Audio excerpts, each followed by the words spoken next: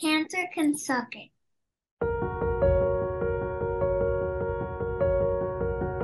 So she started having pain in her leg, and it just felt like growing pains at first, but it just would not stop. So I took her to Howard County ER.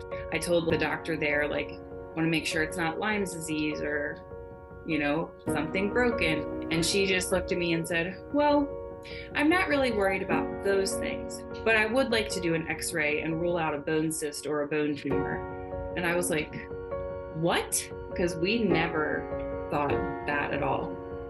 We did the x-ray and she came back to the room and went like this to me and didn't come in. So I obviously knew it was not going to be good news. So she just said, I know nothing other than your daughter does have a tumor on her bone and we're going to transfer you to Johns Hopkins. That following Wednesday, we had our first appointment at Hopkins and we met with Dr. Levin, the orthopedic surgeon.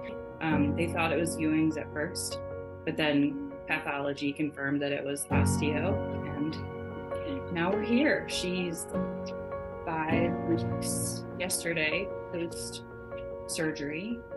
She's an inspiration, definitely. I think it was really difficult after surgery because she had such a long break from the chemo that we knew, leading up to that appointment, she knew what was coming, like when she was going to have to go back, and just seeing her still go through the hard, crappy things and she's not kicking and screaming. She's just like, I'm going to soldier on, this is, this is part of the process and we're going to go through it. And just knowing how tired and sick and upset she is after the treatment, just knowing, she's walking straight into the fire, still with her head up. One of the last times that we were at the hospital, we actually took a bunch of gifts for other kids and then gave them to the nurses to keep behind the desk to give them to kids when they were having a rough day at the hospital. And that was an awesome day. And she wants to do her own organization one day where she wants it to be called Isla's Sunshine. So she hates the MRI, and a friend had sent a song to us. It's called Tremble. She listened to that song on repeat through her entire MRI. No panic attacks, she was calm, and I was holding her hand, and I'm a huge crybaby, so sorry if I cry. And I let go of her hand because my arm was kind of starting to fall asleep.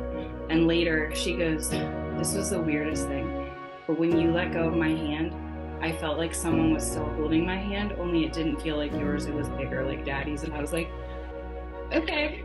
So I just told her, I'm like, that's God, he was with you, and you carry that. Hold it with you, carry that with you through all of this, because he's got you. So on this day that we are honoring Isla, we got some great news here at the start of the Western Maryland Rail Trail and our 51-mile day.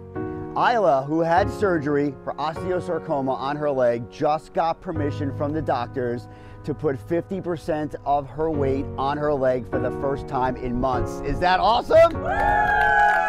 Isla, you are an inspiration, and that is why we are doing this day for you.